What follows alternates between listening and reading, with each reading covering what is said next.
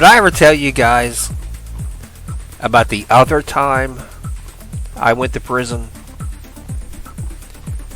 I mean, I know I talked about the first time, but did I ever tell you the story of the other time I went to prison? Okay. I'm gonna go ahead and tell this story. So, you know those tags that come on mattresses and pillows and stuff like that? And they say on them, you know, do not remove this tag under penalty of law. Well, I always thought that was a little, you know, I mean, what, why?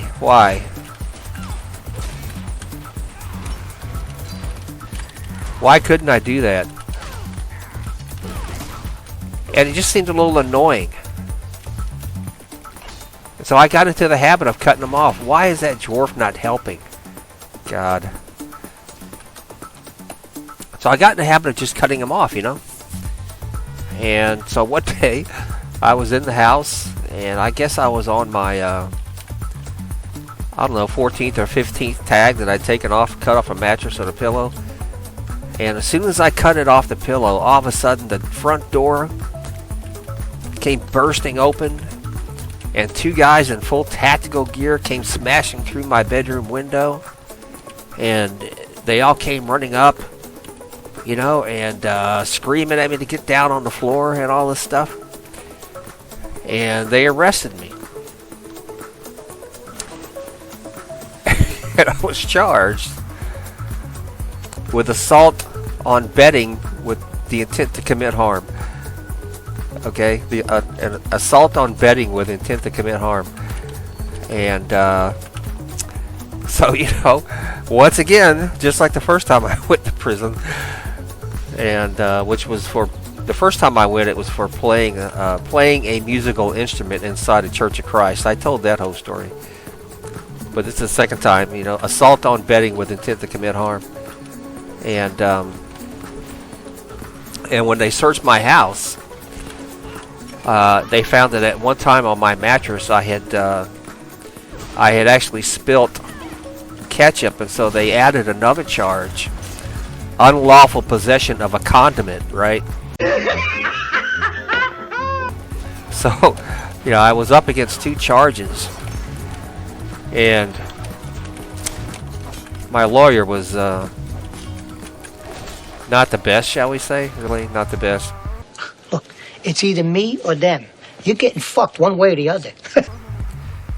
And so I wound up getting convicted. And I pled insanity. But, you know, they asked me, how do you plead? I pled insanity. And why won't it? Okay. I'm going to say, man, I couldn't pounce on that guy. Oh, I killed Dahaka. I know you're watching, Dahaka. Take that. Ha ha. Anyway.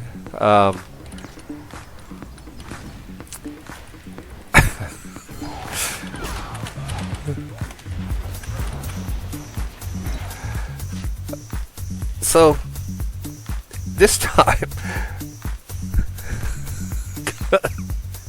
Grumpy says, good lord.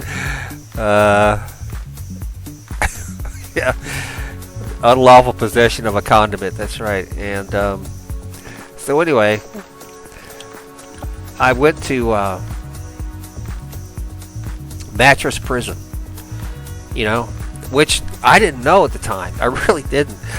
But mattress prison, they have them connected to the mattress warehouses, and they don't tell anybody, you know, they don't tell anybody. And you go into the mattress warehouse, and you know, I was all cuffed up and chained and everything, and going down the aisle, and there were people lined up all up and down the aisle at Mattress Warehouse as I went by, and they were all going, shame, shame, shame, right? Shame. So I got 6 months for that in the mattress prison for cutting the tags off of, you know, cutting those tags off the mattress and the pillows. And they had another guy in there they had another guy in there who had cut one of those tags off of the Big Bird costume. You know, the costume that the Big Bird guy wore on Sesame Street. It had one of those tags on it that said, "Do not remove under penalty of law." And he cut it off, and they arrested him. And they asked him why. He asked, why you arrested me for cutting this tag off? And because it had a chip in it to keep track of Big Bird.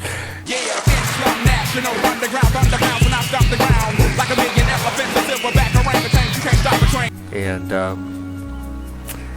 which kind of, if you've ever watched Sesame Street, that kind of made sense. That kind of made sense to me. But somebody needs to keep track of Big Bird there in Thunder Mountain. There you go. That was assault to commit bodily harm. That was that was the charge. Assault to commit bodily harm. That's pretty good. And I want you guys to know, especially you, Grumpy. I want all y'all to know, especially Grumpy, that I just made all that up as I was going along. Okay.